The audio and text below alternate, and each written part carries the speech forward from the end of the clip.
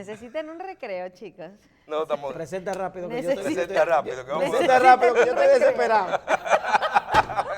Yo no aguanto, yo no aguanto esto.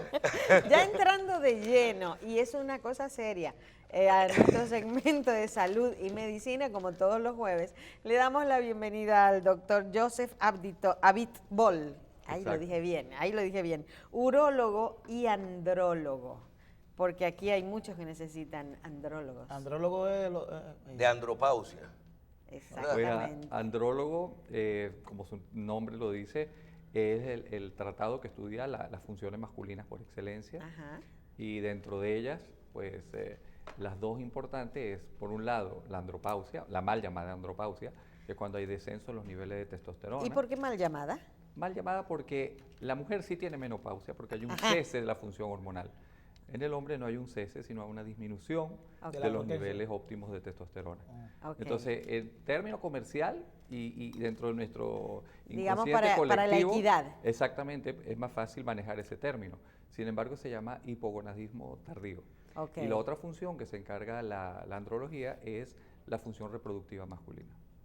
Okay. Aquí están escribiendo, hay gente que Y comenzó. la andropausia sería, comenzaron temprano. podríamos etiquetarla como los síntomas que sufre el hombre después que pasa de cierta edad. Exactamente, por encima de la quinta década hay un descenso fisiológico de los niveles de testosterona.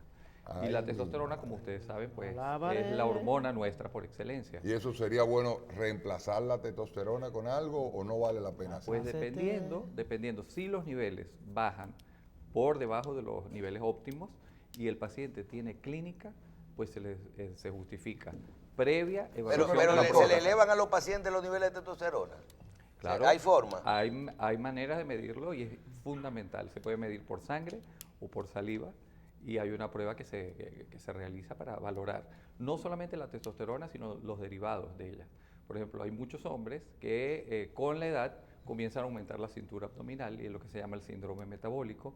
Y a nivel del adipocito, que es la célula grasa del abdomen, existe una enzima que se llama la aromatasa, que hace que la testosterona se transforme en estrógeno. Entonces, siempre que se va a evaluar a un caballero, pues hay que medirle todos los valores hormonales para saber si se justifica y en dónde está el desbalance. Una cosa que es importante mencionar, ya que ustedes lo tocaron, es la próstata. Entonces, la próstata es una glándula que todos nosotros tenemos, la función fundamental es reproductiva, pero depende de la testosterona. Entonces, si una persona no fue evaluada de la próstata y tiene potencial o posibilidad de desarrollar un cáncer de próstata, no se le puede suministrar testosterona, una de las contraindicaciones absolutas. Claro, Entonces, igual que todo las mujeres paciente, que se hacen todos los análisis antes de darle cremas y hormonas. exactamente, ¿verdad? Lo que pasa es que el uso de todas esas cremas, el uso de todas esas hormonas, sean bioidénticas o no, ha sido muy importante, muy impactante para nuestra sociedad. Y lo están usando gente joven de forma indiscriminada. Y adultos también de forma indiscriminada para mantenerse bien, para mantenerse, como se dice, no el antienvejecimiento. Pero debe evaluarse y debe recalcarse que la próstata tiene que ser chequeada. Doctor, pero para el hombre, generalmente, por haber hecho más ejercicio y tener una vida laboral más activa que la mujer, pues llega con un poquito más de fuerza a los 50 años que la mujer, aunque eso está cambiando ahora con los gimnasios. Pero los síntomas que generalmente da la andropausia, que son fatiga, cansancio, insomnio, pérdida de masa muscular. Entonces, cuando Dari me consulta que tiene esos síntomas, yo le digo, eso es de los años. Debería una persona de 50 años, porque todos se lo achacamos a la edad. Me duelen las manos, eso es la vejez. Me duele el cuello, eso es artritis de la vejez. Entonces, me estoy cansando mucho, eso es de la vejez. Tendríamos que, dentro de los exámenes que nos hacemos, chequearnos las hormonas, la testosterona, para ver cómo va la andropausia, si ya llegó o no llegó. Excelente ese comentario y esa pregunta. Porque yo no conozco a nadie que me diga, me voy a chequear las hormonas porque me estoy cansando. Lo que buscamos hoy en día. Sí, porque los hombres se chequean la próstata. Claro, pero una cosa que buscamos hoy en día es calidad de vida. Y una persona, porque llega a los 50, 60 años, no se le puede decir, bueno, eso es la edad y es viejo. Si desde el punto de vista médico puede mantenerse bien y tener el vigor y la energía, ¿por qué no dárselo? Y eso forma parte de lo que es hoy en día la parte de medicina regenerativa. Y se está haciendo muchísimo y hay congresos internacionales de eso. Entonces, es llegar a la vejez, pero con la energía propia. Y cuando yo hablo de energía, es en todos los ámbitos. Pero cuando la testosterona, por ejemplo, está bajita, ¿cuáles son los síntomas? ¿Cuál es Bueno, mi la problema? testosterona, como yo dije al principio, es la hormona nuestra por excelencia. Hombre y mujer producen testosterona. Lo que pasa es que la máxima en el hombre es la testosterona. La mujer tiene progesterona y estrógeno. La testosterona afecta todo o abarca, lubrica, por decir así, todos los órganos. La parte cognitiva, o sea, la parte de la alerta, la señal de Reacción, alerta, reflejos. cuestiones de insomnio, masa muscular, tejido esquelético, o sea, osteoporosis con baja de testosterona está descrito, sistema cardiovascular y, por supuesto, en la parte urológica es la disminución de la libido y falla de la función eréctil. Eso es un tema que es fundamental y no se puede decir, bueno, es vejez, vas a fallar en función eréctil y te quedas tranquilo. Hoy en día no se Está de justifica. moda, doctor, ahora el anti-aging. Y yo conozco personas, inclusive de la televisión, que se inyectan la testosterona cada cierto tiempo para, pues, mantener volumen de masa muscular, mantener la piel en mejor condiciones, mantener su próstata en mejor condiciones. ¿Eso es indicado, eso es normal o sería buscar a alguien que te asesore con esto? Lo ideal es buscar a alguien que te asesore. Como dije anteriormente, no puede haber un uso indiscriminado de la testosterona, puesto que así como tiene factores a favor, tiene factores en contra. Y dentro del contra está el cáncer de próstata, que es una realidad. Si ya tenemos, discúlpenme que Sí. lo interrumpa, si ya tenemos una deficiencia de la testosterona porque el organismo no está produciendo la testosterona a la velocidad que debe de producirla, y yo vengo y me inyecto la testosterona, ¿eso dura un tiempo o eso es como jumpear un carro? ¿Arranca entonces el organismo a producir testosterona a partir de eso? ¿O qué pasaría? O hay que mantenerse Exacto, tomando, o hay que ¿verdad? mantenerse. Hay que mantenerse. Generalmente el órgano que produce la testosterona es el testículo. El testículo tiene dos funciones. Una, producir testosterona, que es una función endocrina, y la función exocrina, que es producir espermatozoides. Por encima de la quinta década comienza a disminuir. Nosotros producimos espermatozoides hasta, bueno, bien entrada la edad, pero la producción disminuye, por supuesto. La testosterona pasa lo mismo. Entonces, en aquellos pacientes que tienen un déficit de testosterona, hay que darle un suplemento si todos los demás órganos están controlados. Quien lo debe manejar es el especialista. No puede ser un entrenador de gimnasio, y que me disculpen los entrenadores, pero eso o no pasa. puede ser una persona que se encontró en la barbería y le dice, mira, inyéctate esto, chico, porque te va a ir bien. Puesto que todo, desde el punto de vista médico, tiene que ser controlado. Y uno tiene que tratar de Sobre evitar todo lo complicaciones. hormonal. Estamos buscando calidad de vida y no una complicación. Ahora, existe el anti-aging. El anti-aging existe desde los años 60. Actores famosos de Hollywood se iban a Suiza, a clínicas especiales de anti-aging. Lo que pasa es que ahora se hizo pues mucho más popular, Había una en accesible porque hay Rumania. información. La globalización, doctor. La globalización. A todo en la vida le echamos la culpa a la obesidad, al tabaco, al alcohol. Al romo. La andropausia, ¿esto acelera la andropausia también? Déjame decirte, hay un síndrome que se llama síndrome metabólico y uno de los rasgos importantes es el aumento de la grasa abdominal, la cintura abdominal por encima de 90 centímetros. Esos pacientes cursan también con hipertensión arterial y cuadro metabólico como resistencia a la insulina. En eso, la mayoría de esos pacientes masculinos van a presentar cuadro de hipogonadismo o déficit de testosterona. Entonces, claro, dentro de los hábitos, el alcohol y el cigarrillo, pues no es que tengan una implicación directa en la producción de testosterona, pero forman parte de cofactores que pudieran influir en ¿A qué hora es que hacen en esos su calidad. análisis? ¿A qué hora es que hacen? Que hacen los análisis de la testosterona. No, déjame decirte La que el prueba. pico de la testosterona... Hay que uno- estar en ayuno o No, algo. no, tú sabes que la testosterona tiene un ritmo circadiano. Circadiano es que varía durante el día. Hay momentos en que está en un pico y en un momento que está baja. El momento óptimo para tomar testosterona es entre 10 y 11 de la mañana. Ok. Ya pues, Porque es el momento más bajito. No, el momento óptimo, el que está más alto. Tenemos ahora la parte de el paciente que está sufriendo de andropausia, que el líbido sexual le ha disminuido, que tiene ya empezando a sentir los síntomas. Complicado. Pero tenemos, ustedes los especialistas quieren tratar a los pacientes con hormonas, de reemplazos hormonales para estabilizarlo todo. Y los pacientes quieren normalmente unas pastillitas para tomar diaria en dosis baja para poder mantener. Compensaría tomar, yo no me sé los nombres, Bueno, cualquiera de esos cualquiera vasodilatadores. de esos vasodilatadores, Exacto. eso compensaría en el hombre para no tener que estar bregando con la testosterona. O sea, porque en verdad, te voy a ser honesto, por lo que yo escucho en el grupo mío, a los hombres no les importa mucho de que fatigan ni que sé yo qué cosa. Los hombres lo que quieren es tener su órgano sexual reproductivo activo. Perfecto. Entonces, ahora, ¿pudieran los hombres solamente llevarse de ese yompeo extra? Ahora, para que exista el yompeo, tiene que haber unos niveles de testosterona óptimos. Pacientes han probado diferentes medicinas, dosis máximas, y no han tenido respuesta. Y cuando se les estudia, tienen niveles bajos de testosterona. O sea, no es porque falló la pastilla, sino porque no tenía niveles óptimos. Entonces, no en será ese paciente es importante. Porque no hay lujuria. Y la lujuria es importantísima. ¿Cómo así? O sea, la libido. Sí, la pastilla funciona con eso, sin eso no funciona. Claro. Entonces, la pastilla sí se recomienda porque hay diferentes nombres comerciales, hay diferentes dosis, diferentes usos, pero lo importante es mantener riegos. ¿Ah? También la famosa pastilla azul o del color que sea es algo de cuidado porque puede matar a una persona. Claro. Entonces, tampoco se puede tomar indiscriminadamente si no se la receta un médico. Y me parece muy buena esa observación, puesto que el pene es un órgano hemodinámico.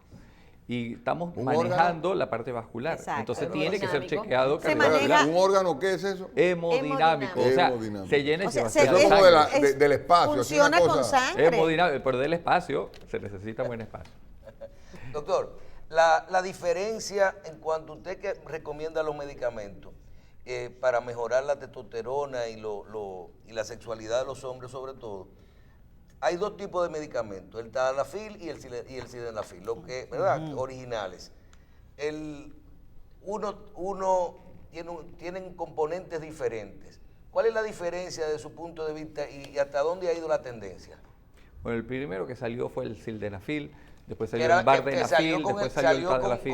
Con el nombre comercial Viagra, que fue el que lo desarrolló, ¿verdad? Ese fue el laboratorio Pfizer, que sacaron la pastilla azul famosa. Que eso salió de que supuestamente buscando otra cosa y le dio eso. Sí. Generalmente todas esas drogas, las primeras, se ideó para la parte coronaria, sí, para los cardiólogos. Fue como un vasodilatador coronario. Claro, pero fue como cuando algo que es un efecto secundario. Y se encontró como efecto secundario. Exacto. No se vio que en el punto de vista coronario tenía un efecto 100% efectivo, pero los otros sí. Nos pasa lo mismo con una pastilla. Aquí le dicen bingo, han cantado por ahí. Bueno, pero tú sabes que hay otro tema que es importante, es la eyaculación rápida, la eyaculación precoz. Y hay una pastilla que se usa como antidepresivo. A dosis mayores se vio que en la población masculina esos pacientes no eyaculaban. Entonces el mundo urológico tomó esa pastilla que tiene que ver con la serotonina y se utiliza hoy en día para los pacientes que tienen problemas de eyaculación rápida. O sea, por eso le están tomando tanta serotonina aquí en el país ahora, de que para dormir y para cosas de esas. Porque yo escucho mucha gente tomando eso para dormir. Aquí en la farmacia ahora venden combo. Le venden una de cada una. No, pero lo que mencionaste, existen diferentes moléculas. La variación entre una y otra es la duración. Entonces, la primera que salió, el sildenafil, tú lo tenías que tomar varias horas antes del encuentro y te duraba 2-3 horas. Después salió el vardenafil, que también ya tenía una acción de 6 horas, la primera era 4 horas, y después salió el tadalafilo con acción de 36 horas, el tadalafilo de 20 miligramos. La ciencia sigue evolucionando, se siguen investigando y se disminuyen las dosis. Hoy en día, ese tadalafilo se está dando como protector del endotelio vascular a dosis menores y su recomendación es uso diario. No, y para y sirve también desde el punto de vista urológico para la hiperplasia prostática. ¿Y efectos secundarios? No. Tienen efectos secundarios, pues puede dar dolores musculares, la visión, pues, como se decía, la visión azul, alteración a nivel de la retina, problemas de acidez, regurgitación, pero en algunos pacientes. Y otros también la cefalea. Como decía el doctor Jacín, a los hombres nada de eso le importa. No, porque viene un Tylenol después, porque es un combo. Pero sí hay que tener en cuenta que hay medicamentos que te lo venden en la farmacia que te dicen que son naturales y tienen el principio activo. Entonces, Es muy hay peligroso. que considerar esas dosis, porque uno ¿Cómo puede... que tienen el principio activo? Significa principio que activo te que- lo venden como natural y le No, ponen... te lo venden en el lenguaje popular, te lo están diciendo, mira, tómate 2, tómate 3, y la gente se muere. Entonces es importante saber que hay unas dosis que son tóxicas y dosis que son contraproducentes. Bueno, aquí se hizo un estudio en el país que se publicó en un programa de investigación de un famoso producto chino que traían, que era natural. Y sucede que los chinos en ese momento le ponían compuestos... Principios activos. O sea, medicamentos, no era Exactamente. ningún...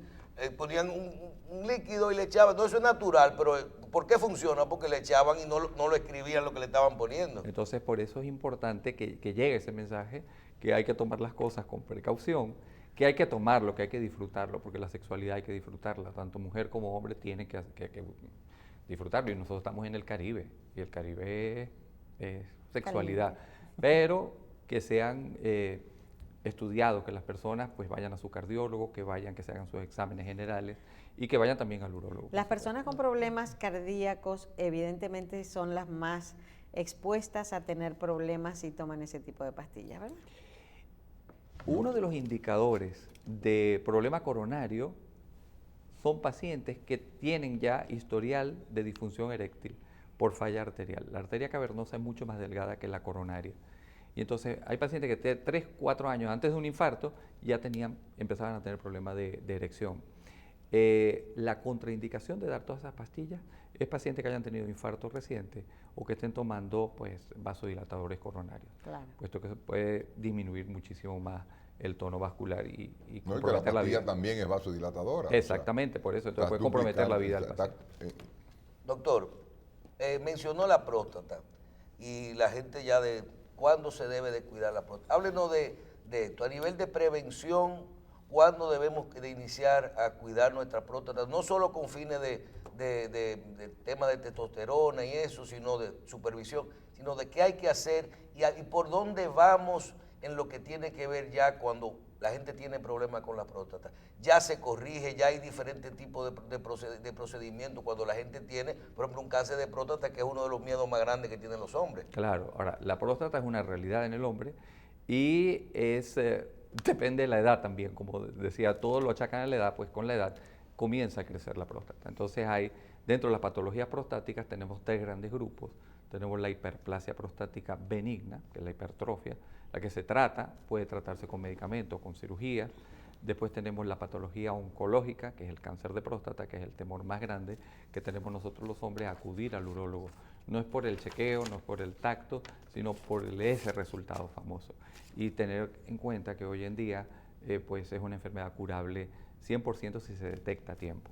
El cáncer de próstata no es una enfermedad que se puede prevenir, pero sí se puede detectar precozmente, a diferencia, por ejemplo, del cáncer de cuello uterino, que es prevenible 100%, haciéndose su Papa Nicolau con regularidad. La próstata tiene que ser evaluada a partir de los 40 años, es lo ideal, y el examen inicial de próstata es el examen dígito rectal, al que todos tememos, y es un examen muy sencillo que te permite saber si hay algún nódulo o no, y el examen bioquímico, que es el antígeno prostático, como marcador tumoral. Pero, doctor, el examen químico, que es el famoso PSA que tenemos, Sí. los hombres lo han cogido como, yo me hice el PSA, está negativo, yo no tengo que hacerme el tacto. ¿Es fideligno esto No. con el PSA negativo por no hacerse el tacto o deberíamos hacernos el tacto cada cierto tiempo? 1 de cada 4 pacientes con antígeno normal tienen un tacto anormal. O sea, estamos hablando de un 25% y eso es significativo. Entonces, por eso dije que los 2 exámenes iniciales que se tiene que hacer todo urólogo, el examen dígito rectal, que es el tacto, y el examen sanguíneo, que es el antígeno prostático. Dentro del antígeno prostático está el total y el libre, y hoy en día hay que hacer los 2. También, pues la ciencia ha avanzado, y entonces hoy en día existen exámenes tanto de orina como exámenes específicos de sangre que tienen 4 tipos de antígeno prostático que se está midiendo en aquellos pacientes que tienen zona gris, o sea, una zona indefinida que uno tiene duda, dice, oye, le hicimos un tacto, no es confiable, le hicimos un antígeno prostático, está elevado para la edad, y esas pruebas ya te permiten saber si se justifica o no profundizar el estudio, o sea, realizar una biopsia o una resonancia de próstata. cuando usted dice que totalmente no se puede prevenir, pero si estás a tiempo, si la encuentras a tiempo, ya se cura. Usted habla de cuando hay un cáncer de próstata, ya con cirugía se cura totalmente. Es dependiendo del O sea, el estadio. porcentaje alto. Vamos a decir, la cirugía no es la única alternativa terapéutica curativa que tiene el paciente. Existen muchas opciones de curación. Ahora, el cáncer hay que detectarlo a tiempo para que sea curable. Hay fases iniciales y fases tardías. Y dentro de las fases iniciales, una de las opciones ideal es la remoción si el paciente tiene condiciones clínicas buenas para someterse a esa cirugía. Que es la Remoción cirugía, es quitarle la que la se llama próstata. prostatectomía radical. Doctor, tradicionalmente, en los años 80, años 90, hasta en el mismo 2000, todo aquel que era operado de próstata quedaba impotente.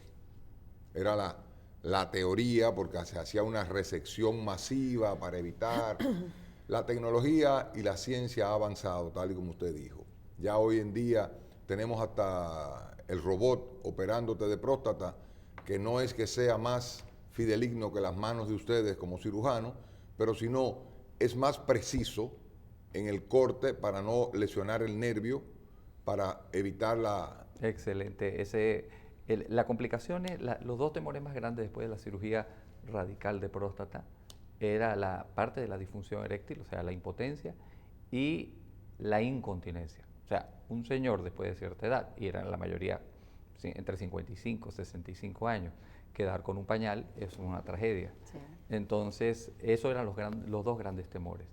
Hoy en día, con la depuración de la técnica quirúrgica, la que se hacía a finales de los 90 y la que se está haciendo hoy en día con el robot, es diametralmente opuesta. Y lo que decías es la precisión. La cirugía robótica de próstata es una de las número uno a nivel de Europa. En Estados Unidos también se hace. Es un procedimiento que con el entrenamiento adecuado pues te da resultados muy satisfactorios. El paciente a las 24 horas está en su casa y la recuperación tanto de la función sexual como de la función urinaria es muchísimo más rápido. Para darte una idea, entrar en una consola de robot es como ver una película de 3D. O sea, estamos viendo un nervio de próstata que es del tamaño de un cable. Tú puedes, si el nervio no está pegado a la lesión, tú puedes salvarlo. Y si tú salvas ese nervio, tú estás dándole la oportunidad de que tenga su función eréctil recuperada normal. Europa y Estados Unidos, República Dominicana, no tenemos esa El robot, sí, el robot está en Santiago y esperemos que pronto, junto con el apoyo de todas las sociedades, porque el robot no solamente es usado por los urólogos, lo usan todas las especialidades quirúrgicas, sea el hoy por hoy de uso cotidiano. Lo que pasa es que los costos son muy elevados cuando tú estás introduciendo tecnología. Una vez que la tecnología ya está en el medio, pues bueno, ya se toma como rutina. Pasaba lo mismo con la laparoscopia, las primeras vesículas, los primeros apéndices, decía, oye, yo no voy a hacer eso porque es muy costoso. Hoy en día no se justifica abrir un paciente a menos que haya una complicación. No, lo que pasa también con el costo del robot es de que ya existe la laparoscopía. Y a diferencia de la próstata, que tú tienes que tratar de salvar el nervio para no tener unos efectos secundarios de la cirugía, para tú hacer una histerectomía la puedes hacer por laparoscopía, es lo mismo que hacerla con el robot. O sea, no vas a hacer una incisión, no vas a... La paciente se va a la casa el mismo día. Quien más usa robot son los ginecólogos en los centros especializados. Claro. Pero lo están usando, pero vía cotidiana, hasta para las ligaduras de trompa. Sí, pero eso es moda. Pero ya lo incluyen y los seguros sociales lo están incluyendo porque los costos definitivamente con robots es mucho más elevados, ¿no? Doctor, en la parte de cuando hay una lesión del nervio en la cirugía, ¿una prótesis puede resolverle la parte sexual al paciente o no? Entonces lo que hay que, siempre el mensaje que yo le doy a mis pacientes, primero vamos a quitarte el cáncer, primero hay que curarte porque si no el cáncer no, al paciente no le importa el cáncer. No, pero sí. Llévese de mí, doctor. Yo sé que usted como científico quiere pensar, pero haga una encuesta. Pero yo sé, pero los primeros 2 meses es temporal. Los primeros 2 meses después de la cirugía necesita demostrar que el cáncer ya está curado. O sea, el antígeno prostático es la variable. Una vez que ya sabe que ese cáncer está controlado, empiezan con las quejas de, mira, ¿qué pasa? Que esto no me está funcionando bien. Siempre hay terapia de rehabilitación peniana temprana con todos esos vasodilatadores que mencionamos anteriormente, que permite que el pene pues esos vasos, órgano que no se usa, órgano que se atrofia, entonces la idea es que haya un llenado, pero en aquel grupo de pacientes que no tenga respuesta con esos vasodilatadores ni con las inyecciones intracavernosas, se le plantea la prótesis como opción. O sea, al final del camino siempre va a tener una erección, sea erección natural de él, erección farmacológica o erección mecánica. Recuérdese que el hombre llega hasta autoflagelarse con las inyecciones intracavernosas. Hay que estar muy desesperado para usted ponerse una inyección intracavernosa. Se la ponen. Si los diabéticos se ponen la subcutánea, se pone la intracavernosa. Yo conozco un hombre en San Pedro de Macorís, que en paz descanse, que inclusive consiguió administrar la dosis única. Él sabía que no tenía que ponérsela entera, entonces él esterilizaba con alcohol la aguja, y volvía la mitad y la otra mitad después. Y duró feliz todo su tiempo. Feliz la vida entera. Es como ponerse una insulina ahí. Exactamente. ¿Cómo explica? Pero se coloca intracavernosa, pero hay que tener... Pero una persona que haya sufrido de cáncer Sí. y que haya perdido todo tipo de posibilidad de recuperar su erección. De erección, ¿qué otro procedimiento? Se le habla de las prótesis. Entonces las prótesis ¿Eso es penianas... complicado? Eso es lo que le dicen la bombita. La bombita. Pero que La complicado, bombita. tiene que haber algo más. No hay nada complicado. Eso No, en términos ¿En términos qué? Económico. no Pero cualquiera puede hay acceder a diferentes tipos de prótesis. Que se Entonces ponga está la famo- semirrígida. Mira, hay diferentes tipos de prótesis y cada prótesis, mientras más sofisticada, pues más costoso. Por eso. Ahora, no todo con la cirugía, con la depuración, no es un gran porcentaje los que llegan a necesitar la prótesis. O sea, la prótesis no se coloca solamente para los pacientes que han sido operados de próstata. Por ejemplo, un diabético, un paciente que tuvo un accidente de tránsito, que te quedó Aquí había un parapléjico. personaje Entonces famoso que se lo pone su puso prótesis. por placer. ¿Tú te acuerdas? Por placer no, por como se dice en la calle, por dar pela. Por ahí. No, pero existe, o sea, va a recuperar su función. Y respecto a la otra complicación, que era la incontinencia, pues existen también los esfínteres artificiales que a la larga, el poco porcentaje de pacientes que se queden con una incontinencia severa, pues se controlan con esos ¿Qué esfínteres hay de artificiales. verdad que el paciente que tiene prótesis no eyacula? Es que generalmente el paciente que se operó de próstata, el que fue operado de un cáncer de próstata, no va a eyacular nunca más, puesto que el volumen eyaculatorio viene de la próstata y vesícula seminal. Si tú la extirpas o No la hay producción irradias, de- no lo vas a ver más. Bueno, porque la próstata es el que produce el líquido seminal. Y Que la vesícula seminal. O sea, Y la vesícula. el componente vesícula seminal y próstata juntos producen más del 90% del volumen del eyaculado. Entonces, la mayoría de los pacientes que son operados de próstata no van a ver, pueden tener, si es por enfermedad benigna, pueden tener eyaculación retrógrada, pero si es por cáncer, no van a ver eyaculación. Ya se extirpó. Entonces, no tiene que ver con la prótesis. La prótesis es el cilindro que va a ocupar los cuerpos cavernosos, que es el tejido que va a lograr la erección. El tratamiento volvamos a la parte científica, porque es que Dari me lleva siempre a la parte de la lujuria. Dari es una persona maligna en ese sentido, una mala influencia. Pero no importa, ya lo estamos trayendo por lo menos a que Enfoquen mañana ahí, me acompañe porque- a la marcha. Los pacientes con cáncer de próstata, escuchamos mucho de que se fue a Estados Unidos y le pusieron semillitas radioactivas, que le pusieron una aguja radioactiva. ¿Cuándo hay una diferencia entre yo tengo una próstata hiperplásica que necesito ponerme una aguja radioactiva o yo no necesito cirugía, déjate eso así, lo que vas a tener una micción o una orina más frecuente? Claro, eso, vamos a aclarar. Cuando tú hablas de semillas radioactivas, forma parte de una radioterapia. Las radioterapias tienes o intratisular, que es por las semillas, el implante, o la radioterapia externa. Y dentro de la radioterapia externa existen diferentes modalidades. La radioterapia se da para el paciente que tiene cáncer de próstata. Entonces, generalmente, las semillas Perdón, radioactivas, que tiene cáncer de próstata. Que cáncer de próstata, no braquiterapia. es sujeto a cirugía todavía. no. Dentro de los pacientes tienes diferentes estadios y tú tienes que clasificarlo. Una vez que tú lo diagnosticas, tienes que saber si es candidato para cirugía o candidato para radiación. Hay que hacer una acotación. Las dos son curativas cuando se los ofreces al paciente. un paciente que está en buenas condiciones, un paciente que no tiene contraindicación cardiovascular, un paciente que tiene una edad aceptable, tú le planteas, uno como urólogo que es cirujano, uno le plantea la cirugía. Porque es más beneficioso para el paciente. Porque tú estás haciendo una cura radical en un solo tiempo. La radiación, pacientes que tengan algo más de riesgo, pacientes que no se quieran someter a la cirugía, son varias sesiones muy cortas, generalmente son 40, 44 sesiones, dura casi 1 mes y medio el tratamiento y los resultados a la larga son iguales que la cirugía en cuanto a curación. Dentro de la radiación tenemos la braquiterapia, que es el uso de las semillas intratisulares. Esas semillas son semillas radioactivas. Entonces, eso tú se lo ofreces al paciente como tratamiento curativo cuando es una enfermedad localizada en la próstata. Tú no puedes dar un tratamiento de radiación o cirugía cuando tienes sospecha de que la enfermedad salió del órgano, puesto que no le estás haciendo curación. Entonces, cuando tú tienes un paciente con un cáncer de próstata, tú tienes que ofrecerle o tratamiento curativo, si la enfermedad está localizada, y por eso era importante lo que yo te comentaba de la detección a tiempo, o si una enfermedad está avanzada, tú le das un tratamiento paliativo, o sea, para tratar de prolongarle la vida con calidad, pero no le estás curando la enfermedad. Las semillitas pudieran disminuir el tamaño de la próstata para, en caso de tener que ir a una cirugía, poder tener un campo quirúrgico. Se han hecho trabajos más de pequeño. eso, se han hecho trabajos, pero no se justifica porque la semilla es radiación. La radiación genera un proceso inflamatorio muy severo en el tejido y la cirugía te la complica.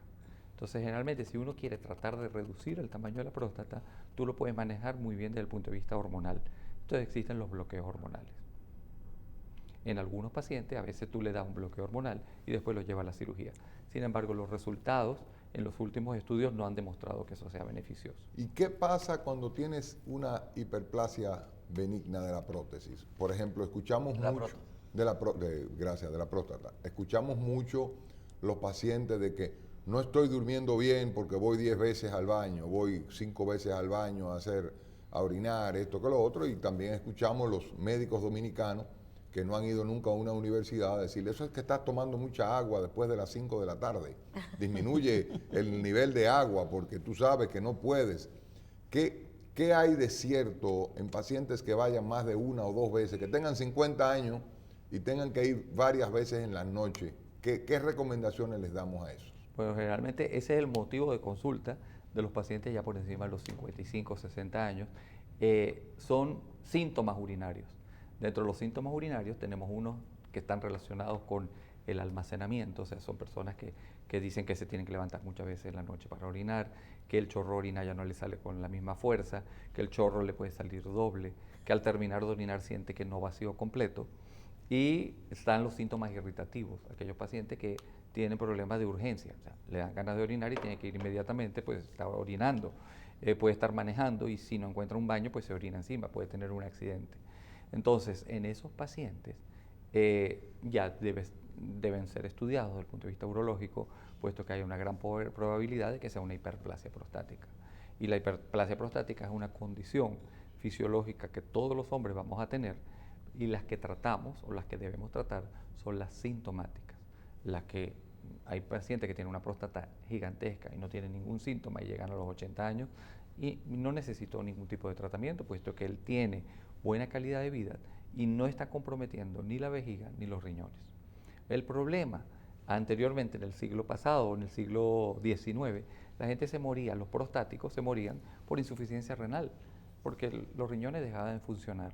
¿Y toda consecuencia de qué? De una hiperplasia prostática, no podían orinar, tenían dificultad y no existían los cateterismos para poder vaciar la vejiga.